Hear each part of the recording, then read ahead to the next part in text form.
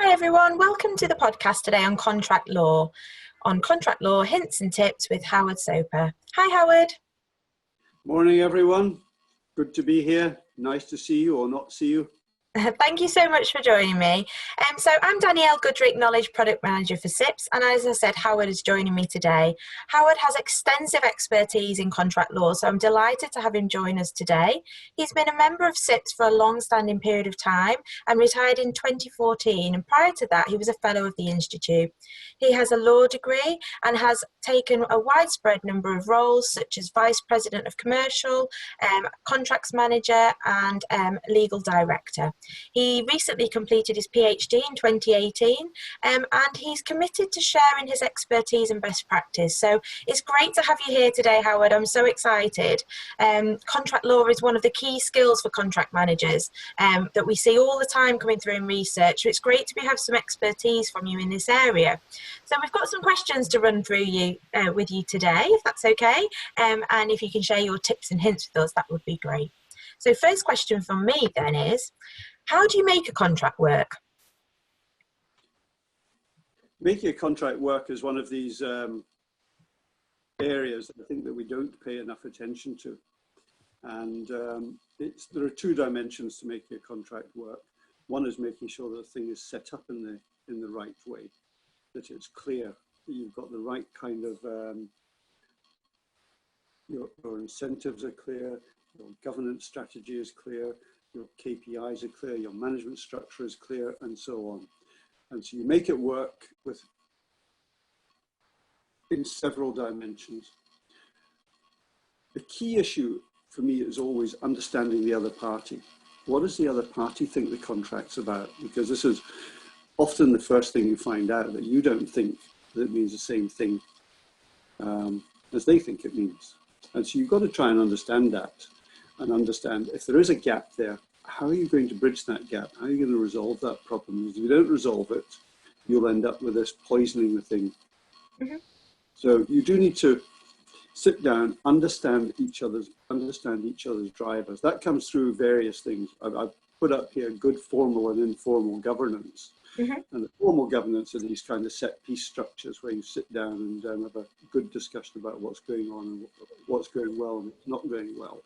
And informal governance is the kind of stuff where you go and have a coffee with your opposite number, or where you, unless you're in Germany, for example, in the UK, we sometimes go down the pub and have a beer with people, or do something on the golf course, or we have kind of team building meetings, those sort of things. That's what I mean by informal governance, where people can get to know each other better and understand the drivers and so on. Mm-hmm. So it's all this building the relationship, understanding the dynamics, understanding the problems that the other party has. And then once you've done that, give and take where it's reasonably possible. Try to make it work, be constructive. There are things that you can give away fairly easily, and there are things that you can't give away. And as long as both parties understand the boundaries, this has the capacity to make even quite difficult contracts work. And don't play games, as I say. And I know this is very tempting to play games, and I've done plenty of that on my own account. And the last thing I say, and I've said this throughout my career, pay on time.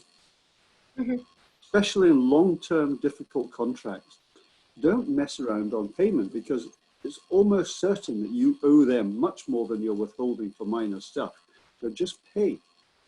I can tell you I had some serious experience in facilities management contracts, where our finest performing facilities management contracts were ones, and these were 100+ million facilities management contracts, where the facilities management team had taken the decision, we pay the bill in full and we argue about it later. And it took all that kind of stuff about payment off the table. Mm-hmm. Made it possible to have the discussion without the background of non-payment, because you can always catch up. Unless somebody owes you more than a month's payment, you're very likely not to have a problem in paying on time. So that's one of the things I say: pay on time, especially if you're somebody like the people I used to work for, Siemens or Shell, or who've always got plenty of money. It's not like the companies I worked for were ever short of money, although it didn't always feel that way. And I guess further down the supply chain, it's not always the case, is it? So cash flow is important to those smaller businesses and smaller suppliers. So yeah, that's really important. I like the part you put on building relationship. Yeah, that's key. So thank you for those. Brilliant. These are some comments that I got from people when I asked them, how do you make it work? What do you enjoy about contract management? And they say, look, I want to keep the contract in a drawer. That's one of the things they say. I think that's a bit utopian. But they talk about things like camaraderie, delivery, two organizations working together. It's about the relationship, be collegiate. You can see the kind of comments that are made here. And these came from people who are some of whom are very, very senior, and many of whom are very, very experienced. And they talk about the contract being a joint enterprise. It's really there. People want, my experience is that people want to make a contract work. And that has multiple meanings, but in the end, they want to get the thing completed, the work done. And if everybody can be happy, that's good. If everybody can't be happy, as long as we understand why they're not happy and what's driven the problems, that is okay, I think. Yeah. Yeah, I did some good points on there actually, and the stakeholders point, keeping people happy and people engaged and leading the business, and yeah, some really good points on there. Thank you for sharing that. Okay, so what does cooperation mean? Now, when I started doing my PhD, which is now, what was that, 2015, I started doing my PhD. My interest was in cooperation and contract, and what does that mean? How do you, first of all, is it necessary? And secondly, what does cooperation mean? So I gave people a checklist of what cooperation meant. And I was very surprised that the very, very large number of people, more than 99%, who chose much more than mechanical cooperation, who looked at a much more mutual definition of cooperation, which meant working together, sharing responsibility, putting party interests aside, working towards a joint or a mutual goal, acting reasonably. And this second bullet here is actually an edited version of a judgment by Toulman J in the High Court in an IT case, where he said, look, to make an IT system work, you've really got to work together, solve the problem, sort things out, accept reasonable solutions. And I found that people in contract management found this to be the sort of thing they said, yes, that's what cooperation means. So I was very surprised. I thought that I would get somewhere around about 60 or 70% choosing these two definitions, but in fact over 99% chose them. Wow. So it was a very striking finding, in fact. And these are hard-bitten professionals from all sorts of places, from places I've worked in, from people I know and I don't know. People in the university was very helpful, got me a lot of people to answer these questions. So that tells you something about what people expect in the management of complex contracts. The second thing that I asked them was, how important is cooperation? Again, expecting that oh, sorry, have I No, that's fine. It looks as though we've rehearsed this almost. I asked them how important cooperation was. And I was really astonished because, again, I was expecting 60 to 70% to talk about cooperation being important. But instead, I have well over 90% saying it's mission critical or important. And people said it's key, it's an absolute must. The business dies without it. It's possible to manage without it. So it was really an extraordinary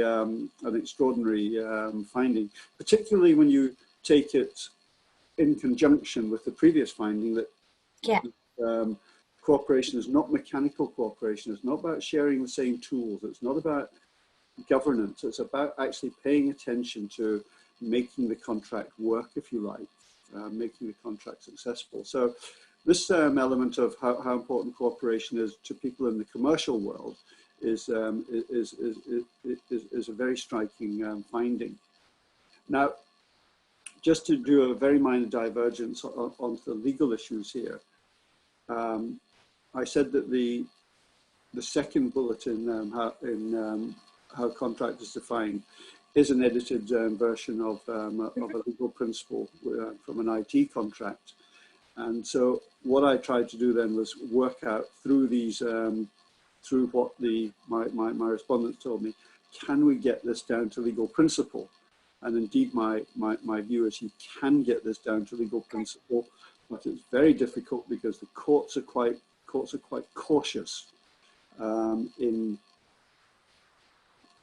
asserting widespread and complex duties to cooperate. So I think if you're going to try and put it into legal principle, you have to get yourself a lawyer who can draft, or a contracts manager who can draft and who understands the issues and the problems.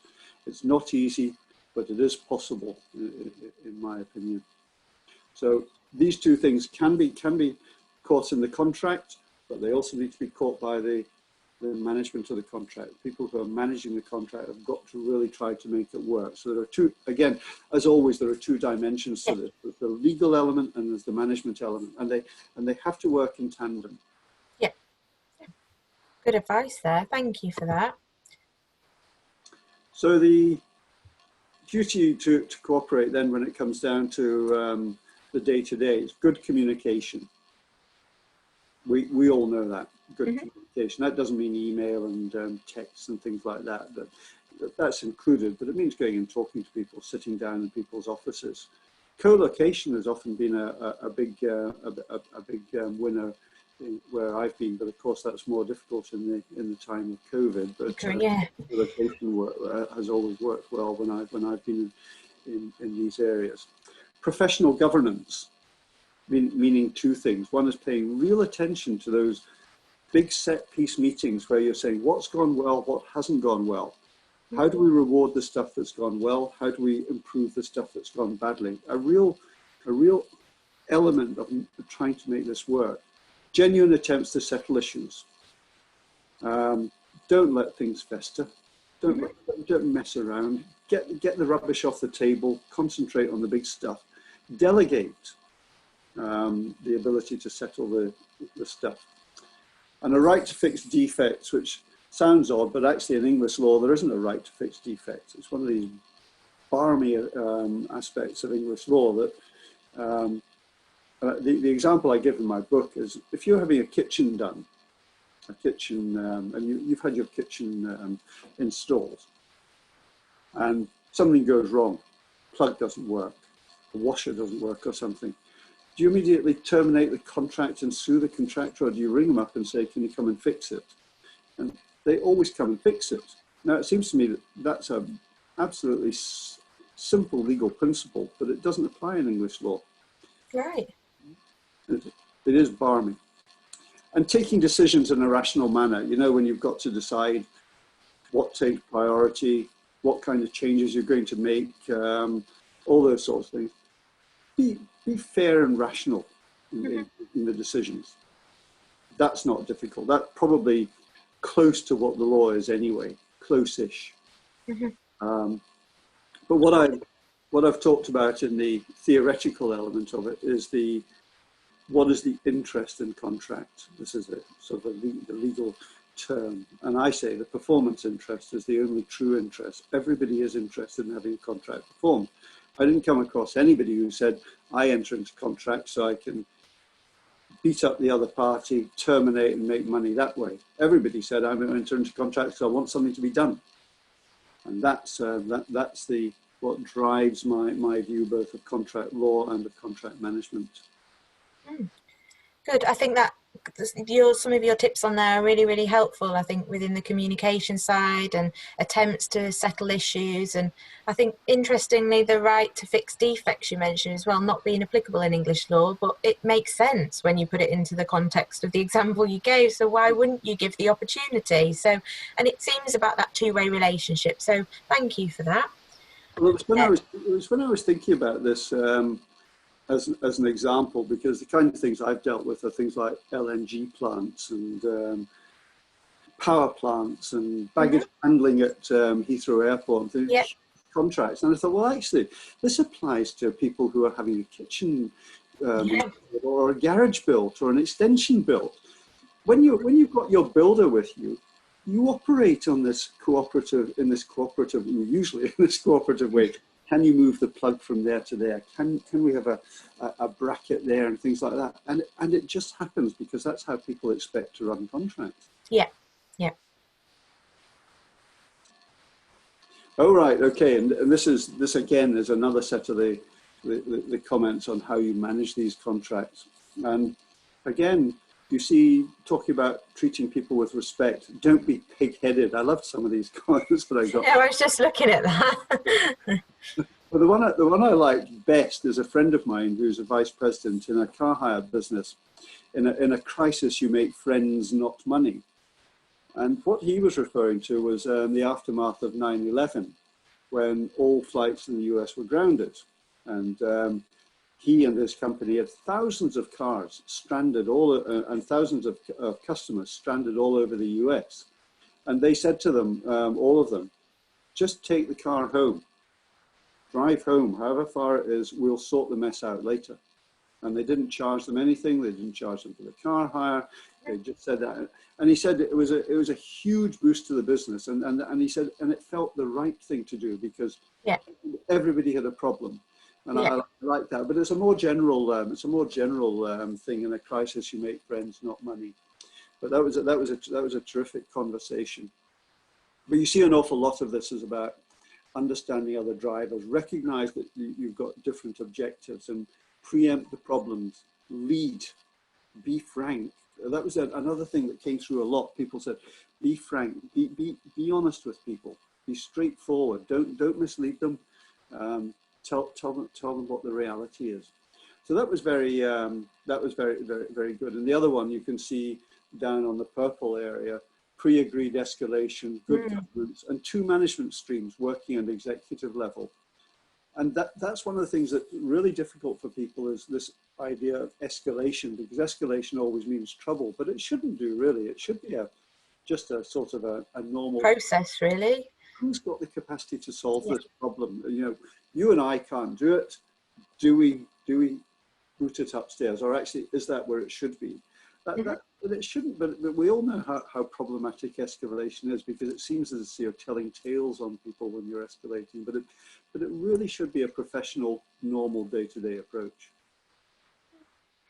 Some good points there again. I like these comments from people. They're really interesting to see. Is this from your research that you did? This all comes from the comments I got. When I did a survey, and I had about 500 respondents. And because they're contract managers and lawyers and project managers, they gave me 90,000 words to go with. Wow. Slightly condensed then on this slide. No, but some good points, and it's good to see what people are thinking and living and breathing it. So yeah, no, it's really interesting. Thank you. So if we go back to contracts themselves then, general question, but what's the basis of a good contract, would you say? Well, clarity, I think, is the main thing, both in the legal side, the terms and conditions, and in scope. Most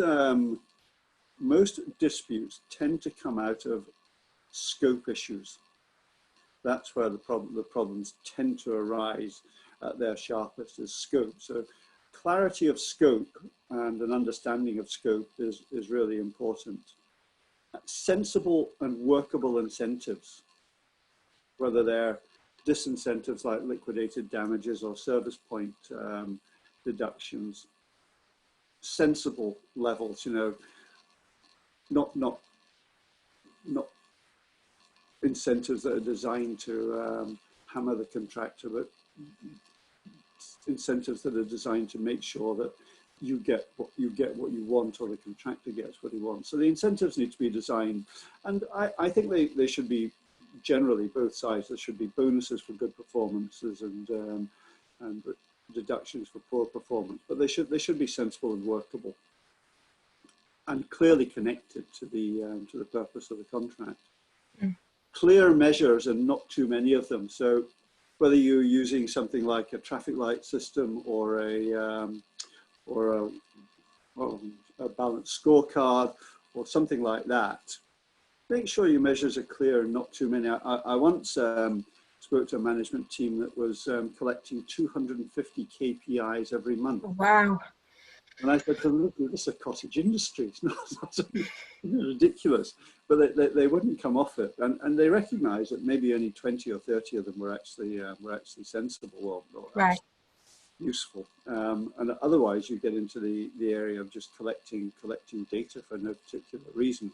So make sure your measures and your KPIs are really the things you need to know and understand and understood. Yeah. And I guess it's looking at your 80-20, isn't it, really, on those core things you can be proactive about rather than just a bit of everything. So, yeah. Exactly. What do we really need? What's going to affect performance and outcome? And the last thing is good management teams.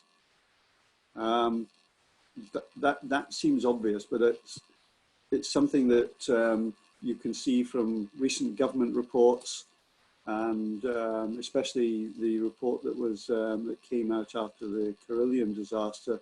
The UK Parliament Parliamentary Committee made the comment that the actual management of these contracts, but at the front end and during execution, were not good from the public sector. The public sector has a tendency to go for, here's our standard contract, now get on with it, instead of managing it. And that won't work in the modern era with complex contracts. You need to set the contract up correctly, and you need solid management teams at both ends. Understanding that this is difficult because public procurement regulations can be inflexible. But that's not much of an excuse, because you can actually write a flexible contract and then go through the tendering process inflexibly. There's no tension between those two. Okay. And the management teams need to be good, and we don't really train people properly in contract management. It's one of the things that we still think of as a nice to have. Training contract managers. Yeah, the ability to tender, to construct a tender document, to have it analysed, to negotiate it, to land the contract and to sign the contract. These are all absolutely critical, and to understand what's going on. But we still don't quite get the idea that contract management is a real core professional skill. Interestingly, we've got another podcast on that, on key skills for contract managers, and some research came out of that. Some really high percentages in the 80s of contract managers who've never had any formal training or anything. It was staggering. Surprising to see that, really. And the reasons for that, when you look at the skills required to manage the contract versus the upfront part of doing the tender and everything, like you say, to the point of signing the contract, and then it almost kind of just gets handed over with no skills to manage, but that part is as important, if not more important, to executing what you've actually written down. So yeah, interesting there that you said the same thing. So okay, if we go on to another question then. So obviously it's great when things are going right, but what do you do if you get it wrong? Now again, I did a lot of case studies on this, and the case studies were based on actual contracts that had gone wrong, one of which had reached the House of Lords, a couple which had reached the Court of Appeal. So, and I stuck these down as, edited them slightly and made them case studies, and asked people what they do when things go wrong. And the key issues, the key to everybody was managing. Okay. And my first comment here would be, look, if you got the price wrong, is probably that's all you can do. We all know what happens when either the client thinks he's paying too much or the contractor thinks she's not being paid well enough. That can be absolutely fatal, and there's probably little you can do. But the other aspects, I would say, if you've got it wrong, tell the truth. Say, look, we've made a mess of this. What can we do? How do we sort it out? And keep it professional. one of my friends who was a finance director with Alstom and then Siemens, I think, his comment was, keep your Boy Scout badges polished. Be professional. Don't try and cheat. Don't play. And I think that's true internally and externally, that you tell the boss and your people, the people on the team, what's going wrong and why. And you tell your client or your contractor what's going wrong and why. So it's communicate, analyze the causes, work through the problems, and just see what you can do. It's very difficult to give absolutely fundamental advice about when you've got it wrong. But the best thing is always, I think, a root cause analysis, discussion about problems, see what you can do, what reasonable solutions can you reach, how can you adjust things to try and help. If it's the other party, you should try to help them. Although this sometimes depends. If the other party's somebody, if the other party is somebody like Shell, doesn't much matter that they've got a problem with the contract. Well, actually, yes, it does, because it's not Shell who's got the problem with the contract. It's some poor soul like me who's trying to manage it and is being measured against it. So always remember the human dimension when you've got this. It's easy to think of contracts as being between commercial behemoths, but it's not really. There are real human beings in there somewhere. So for me, it's again, there's these two elements: the corporate element and the human element. Getting it right. But what do you do if you get it wrong? Negotiate, talk, trim, try to make it work.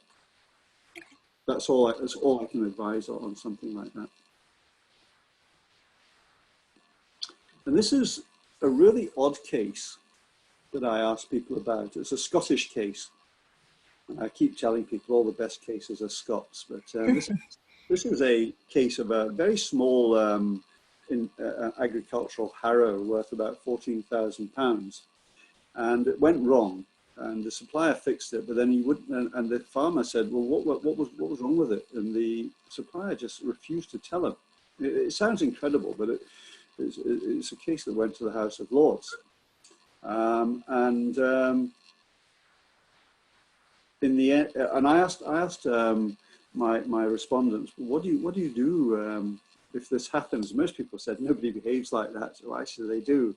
I said, sit down with the customer and then work out what the problem is. So you have this constant refrain from people who are managing contracts. Look at the root cause. What is actually causing this? And then one person was quite interesting, or several people were quite interesting. They said, look, if you get a report from the supplier, you've got to make sure that the supplier doesn't think you're going to use the report to hit them with it. The report's really got to be there to give you confidence rather than give you ammunition. So they were quite interesting about this. And a lot of people said, look, talk about it, negotiate, discuss. And that was one of the lessons. Try and sit down with them and talk it through. Although in this case, actually, the farmer had tried to talk it through. He made multiple phone calls, and they just wouldn't put it in writing what had gone wrong with it. Right. I think it was because they were embarrassed. But it was worse. I have no idea how much they must have spent on legal costs, but it would be a lot more than just telling you. Probably have given them several free harrows for the cost of this. And people were saying, again, you look at that piece of advice at the bottom, holding back payment. It's a one-off trump card. Doesn't work. Don't do it. So that was quite interesting. Okay.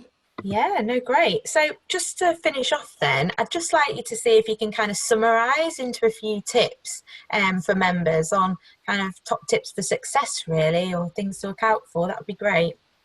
Okay. I haven't got them in front of me, Danielle. Can I? Yeah. Right. So some of this is quite repetitive. Understand the other side. That's really critical. So that building the relationship, the informal and the formal structures that you use to build the relationship and understand what's going on. That's really, I think, the most important thing. Try to help. That's something that quite a lot of people said. Be constructive. Engage constructively. There's a word that came up again and again: constructive, professional, honest, integrity. These kind of terms came up. Then take the difficult decisions and take them early. Lead. Don't let matters fester. Otherwise, you're going to be discussing nonsense for months or even longer. Another thing that I found was, and I asked people, look, if you've got one side behaving badly, what do you do? Do you go and behave badly too? Do you inflate invoices? Do you make claims? Do you do this? And almost everybody said, no, don't do that. Mm-hmm. And this is interesting because the behavioral scientists, who are sort of economists and psychologists and like, you'll hear a lot about behavioral science at the moment. Their basic theory is that tit for tat, reciprocity is what drives human behavior. Well, in these major contracts, almost all the contract managers said, no, don't reciprocate, don't behave badly. They say it digs deeper trenches, it makes things worse. So don't do it. And that was really interesting because this is at the root of an awful lot of law and economics theory, and it's also at the root of a lot of what they call nudge theory, is reciprocity. And actually out in the real world, people tend not to reciprocate. So it's something that needs to be thought about very, very carefully. The other thing, and we all know this, kick it off internally and externally.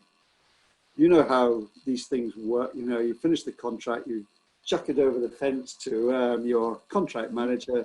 Here you go, Henrietta. Here you go, Wayne. Off you go. Here's a contract. Bye. And this is wrong. Internally, you've got to kick this off. So you have a professional handover from procurement to contract management to execution. And you should keep a handle on it anyway. My view, the procurement department should keep a handle on it. And make sure there's a proper internal kickoff so everybody knows what's expected internally. And then externally, you've got that issue of sitting down with the other party, making sure they understand what you think, you understand what they think. You try and work in the margins as to what's not going, as to where there are differences. Mm-hmm. But that really sets the scene, a good internal and external kickoff. And building those relationships as well in the teams. That has a knock-on effect to building the relationships, yes. And then regularly review what goes well and what doesn't go well, and be clear about it. Why is this not going well? Is it something to do with the structure of the contract, or is it something to do with the teams we have? Is it something to do with, why is this not going well? And why is something going well? Because all too often we forget that in these contracts that a huge amount of stuff is probably going really well. Mm-hmm. And there'll be somebody sitting in an office somewhere doing a first-class job and feeling a little bit unregarded because their bit's going well and the bits that are going wrong are getting all the attention. And you really need to make sure that you keep a balanced view of this. And then lastly, communicate. Again, I got this again and again and again. Don't sit in the office and sulk. Don't use email. Don't use formal letters. Communicate so that people understand what's going on. So those would be the tips, and it's really is all about management. Mm-hmm. But the thing that sometimes people lose sight of this. There was a comment I made earlier about keep the contract in a drawer. That's a bit of a fantasy, really. The contract, the black and white elements of the contract are just as important as the elements of making it work. Because you have to remember that although people say keep the contract in a drawer, I think what they mean is they don't want you getting it out and saying, Schedule 6, subsection C, there's this. What they mean is we should both understand the contract and we should understand how to make it work. Mm-hmm. So keeping the contract in a drawer, I think the inference behind that is we already know what the contract says. So the contract is very important, but it's the way you manage it is not to wave the document around, but the way you manage it is to make sure you both understand both the hard elements of the contract, that's the stuff in the black and white, and the soft elements, which are largely how you make it work, and make them work together. And that requires management skills, it needs analytical skills, it means you have to understand the consequences of getting it wrong. So there are big legal elements on this, commercial and legal elements. And so the joy of contract for me was always that you need a range of skills, and you have in the room a range of skills, whether they're engineers or facilities managers or accountants or lawyers or contract managers, procurement professionals or architects. You always have this team effort to make a contract work. And that's what I really enjoyed about it. So in the end, it's a team game. Yeah. No, that comes through in what you've talked about. And I think what you've talked about as well also puts emphasis on soft skills to making all of this come together and leading it, doesn't it? And driving it forward as well. So thank you so much, Howard. I think our members will really enjoy that podcast. It's given some really useful, insightful tips. And hopefully we can do another one again soon.